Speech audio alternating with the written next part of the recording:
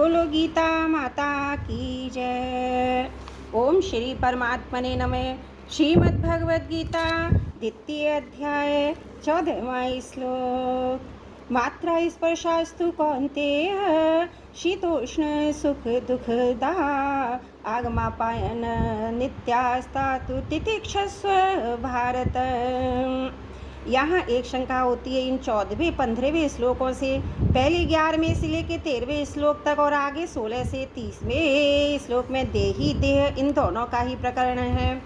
फिर बीच में मात्रा स्पर्श के ये 2 श्लोक कैसे आए, इसका समाधान यह है जैसे 12वें श्लोक में भगवान ने संपूर्ण जीवों के नित्य स्वरूप को बताने के लिए किसी काल में नहीं था, ऐसी बात नहीं है, ऐसा कहकर अपने को उन्हीं की पंक्ति में रख दिया। ऐसे ही शरीर आदि मात्र प्राकृत पदार्थों को अनित्य विनाशी परिवर्तनशील बताने के लिए भगवान ने यहाँ मात्रा स्पर्श की बात कही है।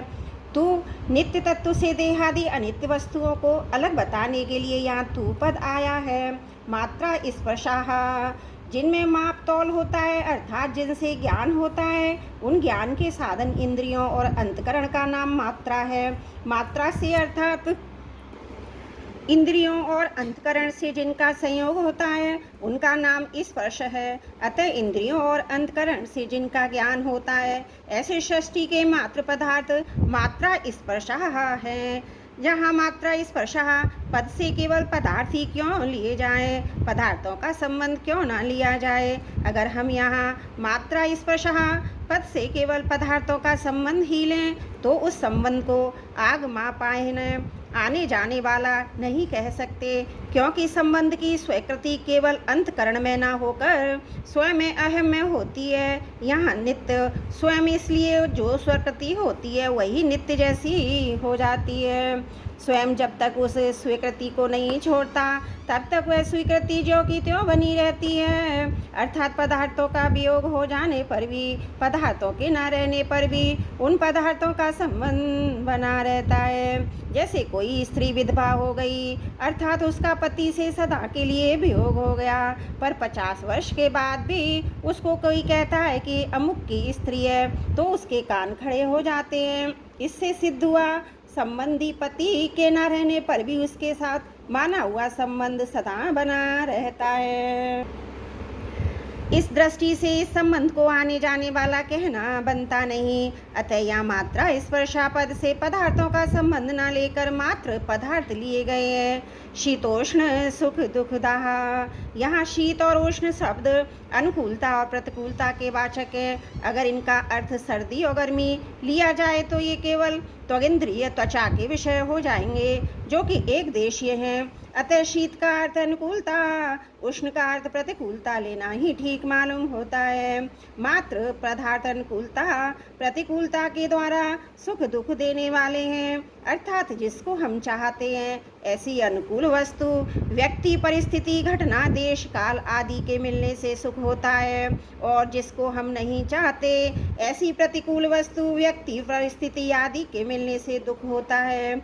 यहाँ अनुकूलता प्रतिकूलता कारण है और सुख दुख कार्य हैं। वास्तव में देखा जाए तो इन पदार्थों में सुख दुख देने की सामर्थ्य नहीं है। मनुष्य के इनके साथ संबंध जोड़कर उनमें अनुकूलता प्रतिकूलता की भावना कर लेता है, जिससे ये पदार्थ सुख दुख देने वाले दिखते हैं। अतः भगवान ने यहाँ सुख दुख दाह कहा है। आगमापाहिन है, मात्र पदार्थ आदि अंत वाले, उत्पत्ति विनाशशील और आने जाने वाले हैं, वे ठहरने वाले नहीं हैं, क्योंकि वे उत्पत्ति से ही पहले नहीं थे और विनाश के बाद भी नहीं रहेंगे, इसलिए वे आगमापायी हैं। अनित्याः, अगर कोई कहे कि वे उत्पत्ति से पहले और विनाश के बाद भले ही ना हो पर मध्य में तो रहते ही हैं, तो भगवान कहते हैं कि अनित्य होने से वे मध्यम भी नहीं रहते।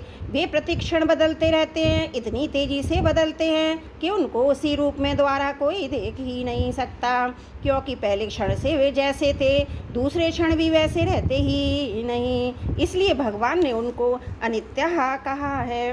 केवल वे पदार्थ ही अनित्य परिवर्तनशील नहीं है, प्रत्युत जिनसे उन पदार्थों का ज्ञान होता है वे इंद्रियां अंतकरण भी परिवर्तनशील हैं, उनके परिवर्तन को कैसे समझें। जैसे दिन में काम करते करते शाम तक इंद्रियां आदि में थकावट आ जाती है और सवेरे तृप्ति पूर्वक नींद लेने पर उनसे जो ताजगी आती है वह शाम तक नहीं रहती, इसलिए पुनः नींद लेनी पड़ती है, जिससे इंद्रियों की थकावट मिटती है और ताजगी का अनुभव होता है। जैसे जागृत अवस्था में प्रतिक्षण थकावट आती रहती है, ऐसे ही नींद में प्रतिक्षण ताजगी आती रहती है। इससे सिद्ध हुआ कि इंद्रियां आदि में प्रतिक्षण परिवर्तन होता रहता है। यहाँ मात्र पदार्थों को स्थूल रूप से आगमा पाहिना और सूक्ष्म रूप से अनित्या कहा गया है। इनको अनित्य से भी सूक्ष्म बताने के लिए आगे 16वें श्लोक में उनको असत कहेंगे। पहले जिस नित्य तत्व का वर्णन हुआ उसको सत कहेंगे। ततिक्षस्व, ये जितने मात्रा स्पर्शा अर्थात इंद्रियों के विषय उनके सामने आने पर ये अनुकूल हैं और प्रतिकूल हैं, ऐसा ज्ञान होना दोषी नहीं है। प्रत्युत उनका लेकर अंतकरण में राग द्वेष हर्ष शोक आदि विकार पैदा होना ही दोषी है। अतः अनुकूलता प्रतिकूलता का ज्ञान होने पर भी राग द्वेष आदि विकारों को पैदा न होने देना, अर्थात मात्रा स्पर्शा में निर्विकार रहना ही उनको सहना है। इस सहने को ही भगवान ने तितिक्षस्व कहा है। दूसरा भाव है कि शरीर इंद्रिया अंतकरण आदि की क्रियाओं का अवस्थाओं का आरंभ और अंत होता है तथा उनका भाव और अभाव होता है। वे क्रियाएं अवस्थाएं तुम्हारे में नहीं है, क्योंकि तुम उनको जानने वाले हो, उनसे अलग हो, तुम स्वयं ज्यों के त्यों रहते हो। अतः उन क्रियाओं में अवस्थाओं में तुम निर्विकार रहो, इनमें निर्विकार रहना ही तितिक्षा है। परिशिष्ट भाव, जैसे शरीर कभी एक रूप नहीं रहता, प्रति क्षण बदलता रहता है, ऐसे ही इंद्रियां मन बुद्धि से जिनका ज्ञान होता है वे संपूर्ण सांसारिक पदार्थ मात्र प्रकृति और प्रकृति का कार्य भी कभी एक रूप नहीं रहते, उनका संयोग और वियोग होता रहता है।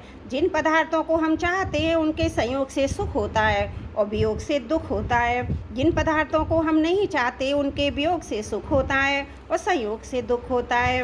पदार्थ भी आने जाने वाले तथा अनित्य हैं, ऐसे ही जिनसे पदार्थों का ज्ञान होता है वे इंद्रियां अंतकरण में भी आने जाने वाले तथा अनित्य हैं। पदार्थों से होने वाला सुख दुख भी आने जाने वाला तथा अनित्य है, परंतु स्वयं सदा ज्यों का त्यों रहने वाला निर्विकार तथा नित्य है, अतः उसको सह लेना चाहिए।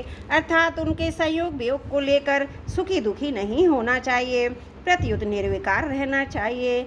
सुख और दुख दोनों अलग अलग होते हैं, पर इनको देखने वाला एक ही होता है, उन दोनों से अलग निर्विकार होता है। परिवर्तनशील को देखने से स्वयं समरूप की अपरिवर्तनशीलता निर्विकारिता का अनुभव स्वतः होता है। यहाँ शीत शब्द अनुकूलता का और उष्ण शब्द प्रतिकूलता का वाचक है।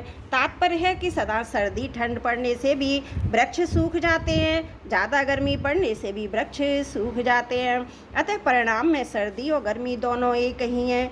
इसी तरह अनुकूलता प्रतिकूलता भी एक ही है, इसलिए भगवान इन दोनों को ही सहने की अर्थात उनसे ऊंचा उठने की आज्ञा देते हैं। सुख दुख हर्ष शोक राग द्वेष काम क्रोध आदि आने जाने वाले बदलने वाले हैं, पर स्वयं स्वरूप ज्यों का त्यों रहने वाला है। साधक से ये बात बड़ी भूल होती है कि बदलने वाली दशा को देखता है पर वह स्वयं को नहीं देखता, दशा को स्वीकार करता है पर स्वयं को अस्वीकार करता है। दशा बदलने नहीं देता और पीछे भी नहीं रहेगी, अतः बीच में देखने पर भी वह नहीं है, परंतु स्वयं में आदि अंत और मध्य है ही नहीं। दशा कभी एक रूप रहती ही नहीं, स्वयं कभी अनेक रूप होता ही नहीं। जो दिखता है वह भी दशा और जो देखने वाली बुद्धि है वह भी दशा, जानने आने वाले भी दशा और जाने वाले भी दशा। स्वयं में देखने वाले न देखने वाले, न जाने में आने वाले न जानने वाले, ये देखने वाले तथा दशा के अंतर्गत हैं। दिखने वाला देखने वाला तो नहीं रहेंगे पर स्वयं न जाने वाले ही हैं, क्योंकि दशा तो मिट जाएगी पर स्वयं रह जाएगा। तात्पर्य है कि दिखने वाले दृश्य के साथ संबंध होने से ही स्वयं देखने वाला दृष्टा कहलाता है। अगर दिखने वाले के साथ संबंध ना रहे तो स्वयं रहेगा पर उसका नाम देखने वाला नहीं रहेगा। इसी तरह शरीर के साथ संबंध होने से ही स्वयं चिन्मय सत्ता शरीरी कहलाता है। अगर शरीर के साथ संबंध ना रहे तो स्वयं रहेगा पर उसका नाम शरीरी नहीं होएगा। गीता 13वें अध्याय का पहला श्लोक। अतः भगवान ने केवल मनुष्यों को समझाने के लिए ही शरीरी नाम कहा है अथवा आत्मा कहा है। त्रुटियों के लिए क्षमा प्रार्थी हूँ। 14वां श्लोक समाप्त। वसुदेवसुतं देवं कंसचारुण्यमर्दनं देवकी परमानन्दं कृष्णं वन्दे जगद्गुरुम्।